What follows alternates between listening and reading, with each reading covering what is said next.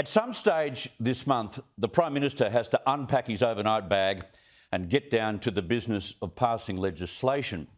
The World Discovery Tour must come to an end after Fiji. Parliament will finally sit for the first time in his term on Tuesday, July 26th.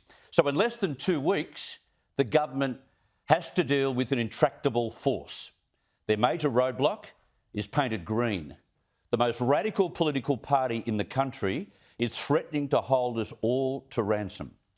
The Greens say they'll derail Labor's legislative agenda unless their demands are met. It's called political extortion. Now, traditionally, we've been able to laugh them off, but the Prime Minister has been forced to give them a seat at the table.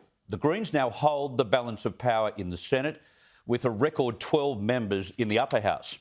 Labor cannot pass any legislation without either the coalition or the Greens on their side. And that puts Albo between a rock and a hard place. And the rhetoric coming out of the Greens is terrifying. Party leader Adam Bandt is now saying Labor's climate change targets are unacceptable. Lowering CO2 emission levels to an historic record of 43% by the year 2030 is not enough. He wants all new coal and gas projects killed off. And he said this week, the target set by Labor will lead to the death of the Great Barrier Reef. Labor's my way or the highway approach is the kind of hairy-chested politics the public has rejected. Now, he added in a statement today, the approach is setting Australia up for very long 3 years. Like, talk about arrogant. Adam Bandt wants to send this country into the Stone Age. He wants a reduction in emissions by 75% in just 8 years. He's nuts, this bloke. They're a party of fringe weirdos. Now, I asked Acting Prime Minister Jim Chalmers today about the Greens' stance on radio. Well, the Senate's always a challenge. Yep, it will be a challenge. And we hope that they learn the lesson from the last time they got in the way of sensible, responsible action on cleaner and cheaper energy. We hope that they've learned that lesson. It would be disappointing if they haven't. But I think inevitably a government of any political persuasion has to deal with the Senate. They've learnt no lessons. They're absolutists. It's their way or the highway. It's always been that way, which is why they've missed opportunity after opportunity in getting some legislation up for emissions targets.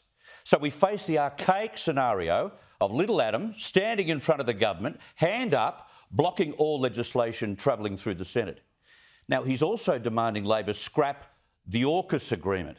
He's described the nuclear submarines we've secured as floating Chernobyls. He has done no due diligence at all on the latest nuclear technology. He doesn't want to. If he thinks that a reduction in CO2 in Australia will assist the Great Barrier Reef, prevent natural disasters, I'm telling you, he's done no due diligence on climate science either. Preventing all CO2 emissions here won't make one iota of difference to the weather. That's the science. And let's remember what the boss at Origin forecast recently, Frank Calabria. Remember, he said that the cost of the world reaching net zero is $120 trillion. Not a million, not a billion, 120 trillion. Now, that money can only come from higher taxes. But we're just about to bury our internationally competitive advantage over the rest of the world. They all want our rich resources to provide baseload power at the moment, but we've demonised coal and gas so much in this country, and we're still doing it this week at the Energy Summit in Sydney, that we're just about to see these industries shut for good.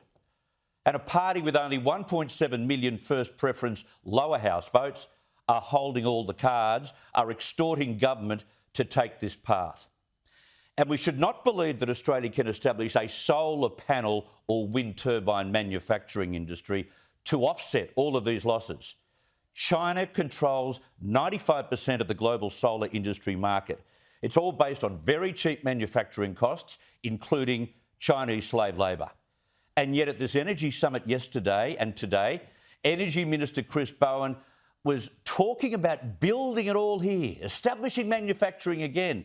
When it was raised, he was clueless. The Secretary and I have had good discussions about about our respective interests in improving manufacturing and supply chains, and that's good for our own economies. It's good for national security as well, to have supply chains amongst ourselves and amongst friends and allies. I'm sorry, but that is not a plan. That's not even hopeful. We've had a chat with friends and allies. Where's the policy on Australian-made solar and turbines? The new homemade green industries and jobs they talk about. Pigs will fly to China. Bowen has nothing. We cannot create those industries competitively. Cost is king. And they've got the cost over us and always will when it comes to manufacturing.